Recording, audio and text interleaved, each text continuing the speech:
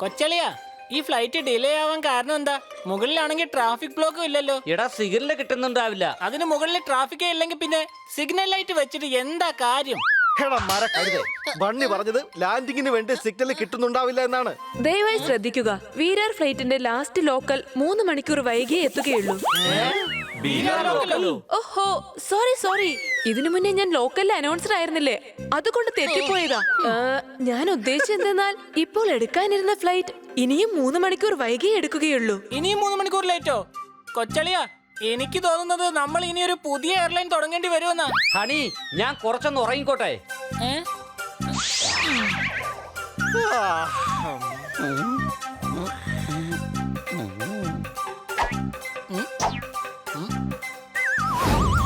അതെ സാറേ, താങ്കളൊന്ന് പറഞ്ഞു തരാമോ ഒരു എയർലൈൻ തുടങ്ങാൻ എന്തൊക്കെയാണ് ചെയ്യേണ്ടതെന്ന്? അതൊന്നും പറയാൻ പറ്റില്ല. പറയാൻ പറ്റില്ലെങ്കിൽ പിന്നെ വിവരങ്ങൾ അറിയാൻ എന്ന ബോർഡും വെച്ചോണ്ട് ഇരിക്കുന്നത് എന്തിനാ? എന്തെങ്കിലും ചെയ്ത് എനിക്ക് സ്വന്തമായിട്ടൊരു എയർലൈൻ തുടങ്ങണം. ഇന്നത്തെ കാലത്താണെങ്കിൽ ഫ്ലൈറ്റ് ഒരുപാട് ഡിലേ ആവുന്നുണ്ട്. അപ്പൊ പൈസ മുടക്കി എയർലൈൻ തുടങ്ങാൻ ആഗ്രഹിക്കുന്നുണ്ടോ? തുടങ്ങണമെന്നുണ്ട്. പക്ഷെ പൈസ മുടക്കി എയർലൈൻ തുടങ്ങാനൊന്നും പറ്റില്ല. ഞാൻ പറഞ്ഞത് നിനക്ക് മനസ്സിലായില്ലേ? കാശ് മുടക്കി തന്നെ. താൻ എന്തിനാ ഈ എയർലൈൻസ് തുടങ്ങുന്നത്, അതും കാശ് മുടക്കി? അതെ, ഞാൻ നിങ്ങളോടല്ലേ പറഞ്ഞത് എനിക്ക് കാശ് മുടക്കി തുടങ്ങണ്ടെന്ന്. അതിന് മാത്രമുള്ള കാശൊന്നും എന്റെ കയ്യിൽ ഇല്ല. അപ്പൊ നീ ബുദ്ധി ഉപയോഗിച്ച് തുടങ്ങാൻ പോവാണോ? പറഞ്ഞത് എന്റെ കയ്യിൽ ഒട്ടും തന്നെ ഇല്ല. അതെ, ബുദ്ധി കൊണ്ട് തന്നെ. ഏതാണ്ട് അങ്ങനെ തന്നെ വിചാരിച്ചോ. പക്ഷെ നിങ്ങൾ എന്താ ഉദ്ദേശിച്ചത്? ഞാൻ ഉദ്ദേശിച്ചത് കാശ് മുടക്കിയിട്ടുള്ളതാ. ഞാൻ ഈ രാജ്യത്ത് പുതിയതായിട്ട് വന്നയാളാ. പിന്നെ കുറച്ച് കാശ് ഇൻവെസ്റ്റ് ചെയ്യാനും പദ്ധതിയുണ്ട്. എനിക്ക് തന്റെ എയർലൈൻ ഐഡിയ വല്ലാതെ ഇഷ്ടപ്പെട്ടു. വേണമെങ്കിൽ ഞാൻ എയർലൈനിന് തുടക്കമിട്ട് തരാം, കാശ് മുടക്കിക്കൊണ്ട്. അങ്ങനെയെങ്കിൽ നശിക്കാൻ തയ്യാറായിക്കൊള്ളൂ, കാശ് മുടക്കി തന്നെ. സംശയമുണ്ടോ? നീ ആരാ? ഇതെന്റെ കൂട്ടുകാരാണ് ബണ്ണി, പോപ്പട്ട്, പിന്നെ സോർദാർ. നമ്മുടെ എയർലൈനിൽ ഇവരും നമ്മോടൊപ്പം തന്നെ ഉണ്ടാവും.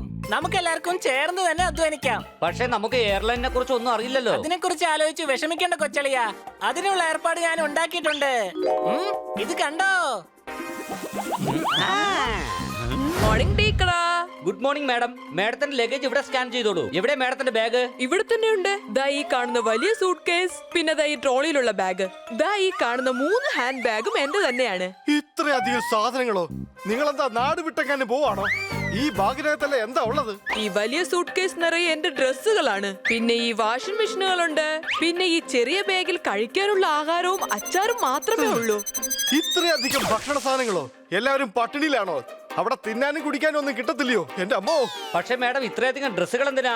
മാഡത്തിന്റെ റിട്ടേൺ ടിക്കറ്റ് 3 ദിവസം കഴിഞ്ഞല്ലേ? അതെന്താന്ന് വെച്ചാ എനിക്ക് 12 കസിൻസ്, അവർക്ക് എല്ലാവർക്കും കൂടി 13 പിള്ളേരും ഉണ്ട്. ഇതെല്ലാം അവർക്ക് കൊടുക്കാനുള്ള സമ്മാനങ്ങളാ. അപ്പൊ ഈ 2 വാഷിംഗ് മെഷീനോ? ഇതെന്തിനാ കൊണ്ടുപോകുന്നേ? ഇത് രണ്ടും കേടായ വാഷിംഗ് മെഷീൻസാ. അവിടെ എന്റെ അമ്മാവന്റെ മകൻ വാഷിംഗ് മെഷീൻ റിപ്പയർ ചെയ്യുന്ന കട നടത്തുന്നുണ്ട്. അതുകൊണ്ട് ഇത് അവിടെ കൊണ്ടുപോയി നന്നാക്കാൻ എടുത്തതാ. പക്ഷെ മാഡം, എക്സ്ട്രാ ലഗേജിന്റെ ചാർജ് അടക്കേണ്ടി വരും. അതെന്താ, നിങ്ങളുടെ പ്ലെയിനിൽ സാധനങ്ങൾ വെക്കാനുള്ള സ്ഥലമില്ലേ? എനിക്ക് തോന്നുന്നത് നിങ്ങൾ സ്റ്റാൻഡിംഗ് പാസഞ്ചേഴ്സിനെ എടുക്കുന്നുണ്ടെന്നാ.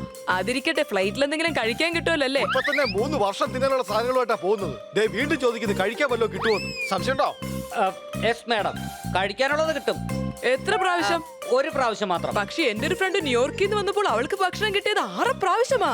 മാഡം, അത് വലിയ ഫ്ലൈറ്റാ, അതുകൊണ്ടാണ്. അതൊന്നും എനിക്കറിയണ്ട. എനിക്ക് 6 പ്രാവശ്യം ഭക്ഷണം കിട്ടിയേ പറ്റൂ. അതും pure veg with chicken tandoori. അതിരിക്കട്ടെ, ഒരു പ്രധാന കാര്യം കൂടി. നിങ്ങളുടെ ഈ ഫ്ലൈറ്റിൽ എനിക്ക് കുറച്ച് ഓപ്പൺ പ്ലേസ് കിട്ടുമോ? എന്തിനാ മാഡം? അതെന്താന്ന് വെച്ചാല് നാളെ എന്നെ ഒരു ഡാൻസ് ഷോയിൽ പെർഫോം ചെയ്യാൻ വിളിച്ചിട്ടുണ്ട്. അതുകൊണ്ട് എനിക്ക് പ്രാക്ടീസ് ചെയ്യാൻ കുറച്ച് സ്ഥലം വേണമായിരുന്നു. മേഡത്തിന് ഡാൻസ് ഷോയിൽ പെർഫോം ചെയ്യാനായിരിക്കില്ല വിളിച്ചത്. ആ ഷോ കഴിഞ്ഞതിന് ശേഷം സ്റ്റേജ് പൊളിക്കാനായിരിക്കും അവർ വിളിച്ചിരിക്കുന്നത്. ബുൾഡോസറിന്റെ ആവശ്യമില്ലല്ലോ. സംശയമുണ്ടോ? എന്നെ നീ കളിയാക്കുന്നു. നീ എന്നെ ബുൾഡോസറിന് വിളിച്ചു അല്ലേ? എനിക്ക് നിങ്ങളുടെ ഫ്ലൈറ്റിൽ വരാൻ താല്പര്യമില്ല. ഞാൻ ട്രെയിനിൽ പൊക്കോളാം. ഒന്നുമില്ലെങ്കിലും എനിക്ക് അതിൽ ഡാൻസ് പ്രാക്ടീസ് ചെയ്യാനുള്ള സ്ഥലമെങ്കിലും കിട്ടുക. നമസ്കാരം, ജോൾമോൾ എയർലൈൻസിലേക്ക് സ്വാഗതം. ഫ്ലൈറ്റ് എടുക്കുന്നതിന് മുമ്പ് 1 കപ്പ് കോഫി കിട്ടിയാൽ കൊള്ളാമെന്നുണ്ട്. സീറ്റിലിരിക്കുന്ന എല്ലാവരും സീറ്റ് ബെൽറ്റ് ഇട്ടാലും കൊള്ളാമെന്നുണ്ട്. അടികൈ, ഞങ്ങളുടെ വിമാനത്തിന്റെ സേഫ്റ്റി എത്രത്തോളം ഹൈ ആണെന്ന് വെച്ചാൽ ഹൈ ലെവലിൽ പോകുന്ന റോക്കറ്റ് പോലും ഇതിനു മുന്നിൽ പകച്ചു നിൽക്കും. കാരണം ഫ്ലൈറ്റിലെ തകരാറുകൾ മൂലം 2ാമത്തെ ലാൻഡിംഗ് എമർജൻസി ലാൻഡിംഗ് ആക്കി മാറ്റും. അടികൈ. കന്നാ സർ, നിങ്ങൾ ഫ്ലൈറ്റ് ഓടിക്കുകയാണോ അതോ പാസഞ്ചേഴ്സിനെ പേടിപ്പെടുത്തുകയാണോ? അടുത്തതായി ഞങ്ങളുടെ ഫ്ലൈറ്റ് അറ്റൻഡർ ഹണി നിങ്ങളുടെ മുന്നിൽ സേഫ്റ്റി ഇൻസ്ട്രക്ഷൻസ് കാണിച്ചു തരും. ശ്രദ്ധിച്ചു കേട്ട് ഓർത്തു വെച്ചോളൂ. അതെന്തുകൊണ്ടാണെന്ന് വെച്ചാൽ ആപത്ത് വരുമ്പോൾ സേഫ്റ്റി ഇൻസ്ട്രക്ഷൻ നിങ്ങൾ തന്നെ ഇദ്ദേഹത്തിന് പറഞ്ഞു കൊടുക്കേണ്ടി വരും. യാത്രക്കാർ ദയവായി ശ്രദ്ധിക്കുക. വിമാനത്തിന്റെ രണ്ട് വശത്തും 2 എമർജൻസി ഡോറുകൾ ഉണ്ട്. അവിടെ ഇരിക്കുന്ന യാത്രക്കാരൻ ഇതിനു മുമ്പ് ഈ പ്ലെയിനിൽ എമർജൻസി ഡോറുകൾ തുറന്നിട്ടുണ്ട്. ഇത് എന്ത് ഫ്ലൈറ്റ് ആണോ ഇത്? ഒരു സീറ്റ് ബെൽറ്റ് പോലും ഇല്ല. വിമാനം പറന്നു തുടങ്ങുന്നത് മുതൽ പറന്നിറങ്ങുന്നത് വരെ എല്ലാ യാത്രക്കാരെയും ഒരു കയറ് കൊണ്ട് കെട്ടിവെക്കുന്നതായിരിക്കും. ഓടുന്ന വിമാനത്തിൽ നിന്നും കൈ പുറത്തേക്കിടരുത്. ടെൻഷൻ ആവണ്ട, ഈ ഫ്ലൈറ്റ് ഒന്ന് മുകളിലോട്ട് പറന്നോട്ടെ, പിന്നീട് എഞ്ചിൻ ഓഫ് ചെയ്യുന്നതാണ്. എടോ എന്തിന് ഓഫായി കഴിഞ്ഞ പ്ലെയിൻ എങ്ങനെയാണോ പറക്കുന്നത്? എന്തുകൊണ്ട് പറക്കില്ല? 2 രൂപയുടെ പട്ടം നമ്മൾ എഞ്ചിൻ ഇല്ലാതെയല്ലേ പറപ്പിക്കുന്നത്. ഇതാണെങ്കിൽ കോടികളുടെ പ്ലെയിൻ അല്ലേ, പിന്നെ എങ്ങനെ ഇത് പറക്കാതിരിക്കും? ഇപ്പോൾ പ്ലെയിൻ അന്തരീക്ഷത്തിലേക്ക് പറത്താൻ പോവുകയാണ്. ആരെങ്കിലും ഒന്ന് പറഞ്ഞു തരുമോ ഇതിന്റെ ഫസ്റ്റ് ഗിയർ ഇടുന്നത് എങ്ങനെയാണെന്ന്? കന്യാ സാർ, നിങ്ങൾ എന്താണ് ഈ ചെയ്യുന്നത്? പാസഞ്ചേഴ്സ് പേടിച്ചു പോകും. നിങ്ങളൊന്ന് സഹായിച്ചാൽ മാത്രം മതി. ഞാൻ പറപ്പിക്കാൻ പഠിപ്പിച്ചു തരാം.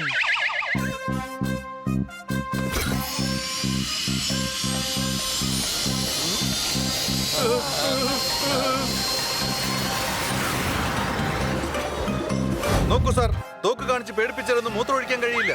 രക്ഷപ്പെട്ടോളൂ, ദാ കൊള്ളക്കാര് വന്നിരിക്കുന്നു. അതെ അതെ, കൊള്ളക്കാര് ദേ വന്നിരിക്കുന്നു.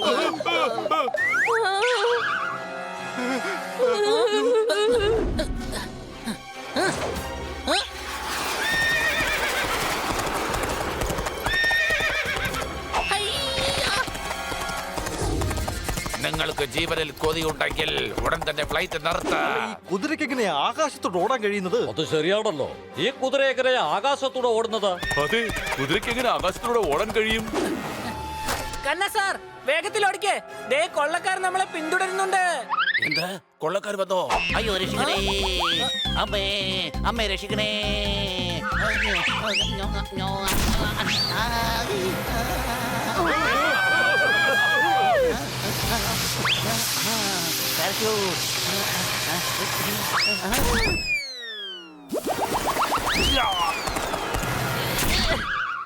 മാങ്ങയുടെ സീസൺ ആവുമ്പോൾ മാവിൽ തന്നെ മാങ്ങയുണ്ടാവും. ദൈവമേ, ഈ കൊള്ളക്കാരുടെ കുതിരകൾക്കും ലൈസൻസ് ഉണ്ടാവും. ഇവന്മാർക്കൊരു പണി കൊടുക്കണം.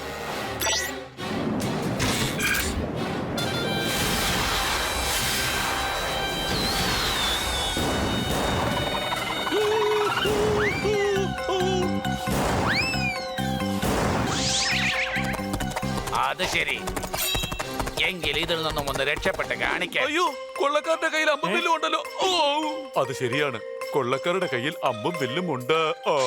അതെ അതെ, കൊള്ളക്കാരുടെ കയ്യിൽ അമ്പും വില്ലും ഉണ്ട്.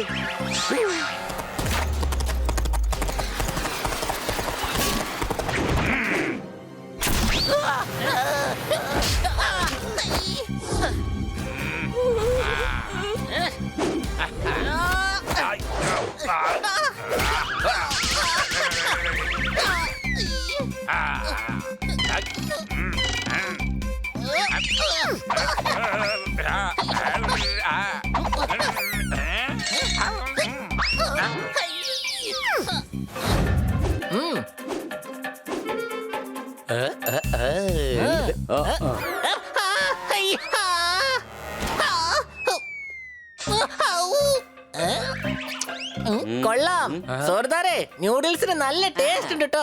ആഹാ, അടിച്ചു പൊളിച്ചു തിമിർത്തു. ലൈഫിൽ കോൺഫിഡൻസ് ഉണ്ടെങ്കിൽ അതിങ്ങനെ തന്നെ വേണം. സംശയമുണ്ടോ? എടാ, അത് എന്തിന്റെ ശബ്ദമായിരുന്നു? എനിക്ക് തോന്നുന്നത് പുറത്താരോ കരയുന്നുണ്ടെന്നാണ്.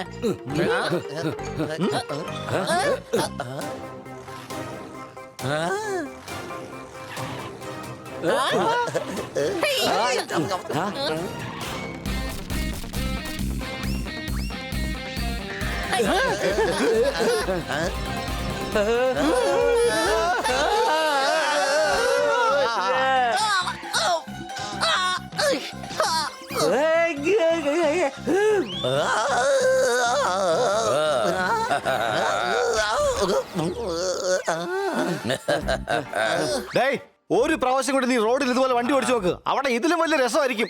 സംശയമുണ്ടോ? സോർദാരെ, വീട് ഒന്നുകൂടി അലങ്കരിക്കണം. നിന്റെ കൂട്ടുകാരൻ വരാൻ പോവുകയല്ലേ. അല്ലെങ്കിൽ കൂട്ടുകാരൻ വരുമ്പോ എന്ത് വിചാരിക്കും? എടാ ഇവനാണ് എന്റെ കുഞ്ഞുനാളത്തെ കൂട്ടുകാരൻ ആ? ഡീലക്സ്. അപ്പൊ നിന്റെ കുട്ടിക്കാലം മുതലുള്ള കൂട്ടുകാരൻ ഡീലക്സ് ബൈക്കാണോ സോർദാരെ? ആ ചക്കരേ, എന്റെ പേരാണ് ഡീലക്സ്. എന്റെ അച്ഛന്റെ പേര് സൂപ്പർ ഡീലക്സ് എന്നാണ്. എന്റെ അമ്മയുടെ പേര് സ്വീറ്റ്. അപ്പൊ പിന്നെ നിങ്ങളുടെ അപ്പൂപ്പൻ ബജാജ് ആയിരിക്കും, പിന്നെ അമ്മൂമ്മ ടാറ്റയും, പിന്നെ ഫോറിൽ താമസിക്കുന്ന അങ്കിള് പജീറോ. ചേട്ടൻ ഒരു 12 മിനിറ്റ് വെയിറ്റ് ചെയ്യണം. ബാത്ത് റിപ്പയർ ചെയ്യാൻ കൊടുത്തിരിക്കുക.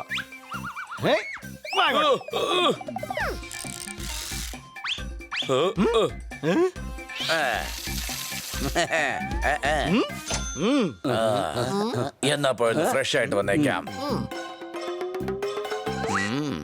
ആ അല്ല, നീ എങ്ങോട്ടായി വരുന്നത്? ചേട്ടനല്ലേ ഇപ്പൊ പറഞ്ഞത് ഒന്ന് ഫ്രഷ് ആയിട്ട് വരാമെന്ന്. അപ്പൊ ഞാൻ വിചാരിച്ചു ചേട്ടനൊരു കമ്പനി തരാമെന്ന്. ചക്കരേ, ഞാൻ പറഞ്ഞത് എന്റെ കാര്യം മാത്രമാണ്.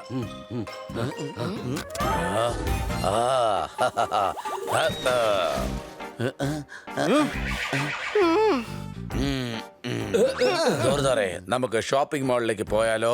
ഇപ്പൊ പറഞ്ഞതിൽ ഞങ്ങളെയും ചേർത്തിട്ടുണ്ടോ അതോ ചേട്ടൻ മാത്രമേ ഉള്ളോ? നമ്മളെല്ലാരും ഒരുമിച്ച് തന്നെയാ പോകുന്നത്. പിന്നെ എന്റെ ബാഗ് എടുക്കുന്നത് ആരാ? കാരണം ഞാൻ എന്റെ സ്വന്തം സാധനങ്ങൾ ഒരിക്കലും എടുക്കാറില്ല. അത് എന്റെ പേഴ്സണാലിറ്റിക്ക് ഒട്ടും ചേരുന്നതല്ല.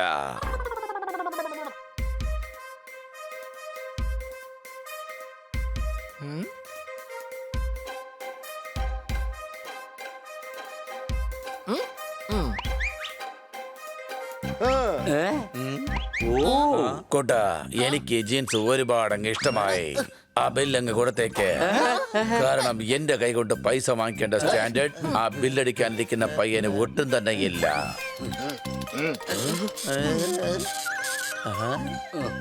നമുക്കിനി ഒരു ചെറിയ ഷോപ്പിംഗ് കൂടെ നടത്താം. ഇയാള് ഷോപ്പിംഗ് എന്ന് പറഞ്ഞ് ഇങ്ങനെ വാങ്ങിക്കൂട്ടിയാലേ നമ്മുടെ കാര്യം കട്ട പുകയാവാൻ അധികം സമയം വേണ്ടി വരത്തില്ല. സംശയമുണ്ടോ? അത് ഇഷ്ടപ്പെട്ടു. ഇതിന്റെ പൈസ നീ കൊടുത്തേക്ക്. കാരണം ഈ കാറ് ചേട്ടന്റെ സ്റ്റാൻഡേർഡിന് പറ്റിയതല്ല. ഞങ്ങള് ചേട്ടൻ ഒരു ഹെലികോപ്റ്റർ ഗിഫ്റ്റ് ആയിട്ട് തരാം.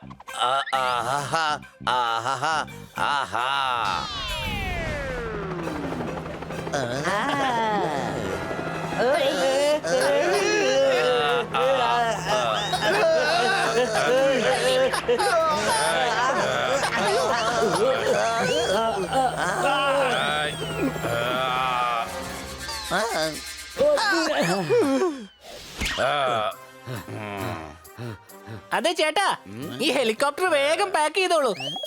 ആ അതെ, കൂടെ 5 രൂപയ്ക്ക് കുറച്ച് പച്ചമുളകും കൂടി തന്നേക്ക്. നമ്മള് പച്ചക്കറി മേടിക്കാനല്ല വന്നിരിക്കുന്നേ. ജോർദാറെ, ഈ ഹെലികോപ്റ്റർ വളരെ ചെറുതാണ്.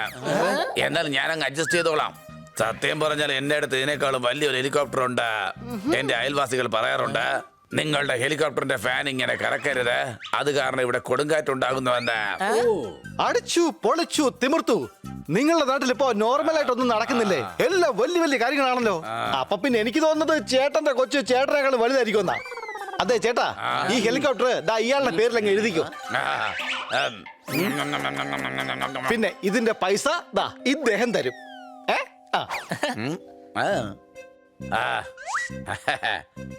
എന്നാ കാശ് തന്നേക്ക് സാറേ. അത് പിന്നെ കുട്ട, എന്റെ അടുത്ത് പൈസ വാങ്ങിക്കേണ്ട യോഗ്യത നിങ്ങൾക്ക് ആർക്കും തന്നെ ഇല്ല. ഒരെണ്ണം വെച്ച് തന്നെ ഉണ്ടല്ലോ, മര്യാദക്ക് പൈസ ഇങ്ങോട്ട് എടുത്തോ. ഇതിന്റെ പൈസ മുഴുവൻ നിങ്ങൾ തരുമെന്നാണ് ആ സാറ് പറഞ്ഞിട്ട് പോയത്. ഇത്രയും പൈസക്ക് ഞാൻ എവിടേക്ക് പോകാനാ? ഓടിക്കോ. നീ ഈ വീട്ടിലെ സാധനങ്ങളൊക്കെ എന്തിനാ എടുത്തു കൊടുക്കുന്നത്? ഒരു ദാനശീലന്റെ പ്രധാന കടമ എല്ലാം ദാനം ചെയ്യുക എന്നതാണ്. ആട്ടെ, നിങ്ങൾക്ക് എന്താ വേണ്ടത്? അയ്യോ, എന്റെ വീട്ടിലെ TV ഇല്ല. എന്നും ഞാൻ കുട്ടികൾക്ക് വേണ്ടി എന്റെ കൈ കൊണ്ട് സ്റ്റേജിന് പുറകിൽ മൃഗങ്ങളുടെ രൂപം കാണിക്കാറുണ്ട്. അത് കുട്ടികളോട് അനിമൽ ചാനലാണെന്ന് പറയാറുണ്ട്. പലപ്പോഴും കുട്ടികൾക്ക് മുന്നിൽ പക്ഷികളുടെയും മൃഗങ്ങളുടെയും രൂപങ്ങൾ കാണിക്കാൻ എനിക്ക് വിരലുകൾ തികയാറില്ല. 2 വിരൽ എക്സ്ട്രാ ചോദിച്ചാ പോരെ? എന്തിനാ TV ചോദിക്കുന്നേ?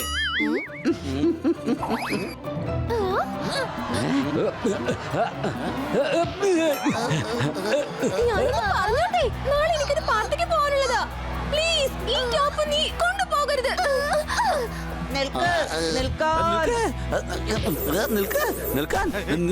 നിൽക്കാനാ പറഞ്ഞത്. അയ്യോ, അതെ, എന്തു പറ്റി? എന്തു പറ്റി? എന്തു പറ്റി? എന്തു പറ്റി? ഇത് കണ്ടില്ലേ? എല്ലാ സാധനങ്ങളും നാട്ടുകാർക്ക് എടുത്തു കൊടുത്തു. ഇപ്പൊ ഈ വീടിന്റെ അവസ്ഥ കണ്ടില്ലേ? എല്ലാ സാധനങ്ങളും പോയി. ഇപ്പൊ ദേ പ്രതിധ്വനി മാത്രമേ ഉള്ളൂ ഇവിടെ. ഏതോ മലയുടെ മുകളിൽ കയറി സംസാരിക്കുന്ന പോലെ ഉണ്ട്. സാറേ ഒരു തുണി കിട്ടിയിരുന്നെങ്കില്. തീർച്ചയായും ഇതെന്റെ കർത്തവ്യമാണ്.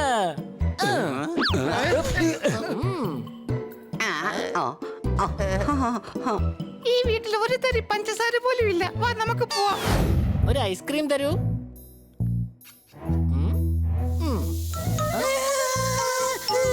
ഓഹോ, ദാ ഈ ഐസ്ക്രീം കഴിച്ചോളൂ.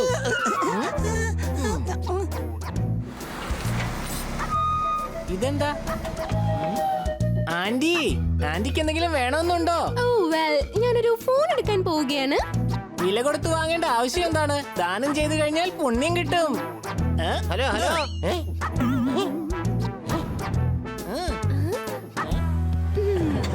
അതെ, എന്റെ ഫോൺ തട്ടിപ്പറിച്ചോണ്ട് പോയി. അടിക്കവനെ, അടിക്കാം.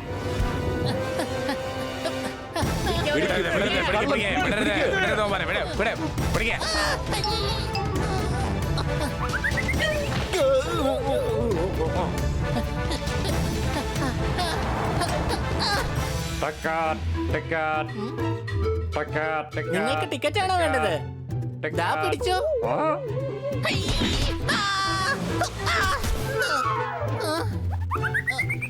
നിങ്ങൾക്ക് എന്തെങ്കിലും വേണോ?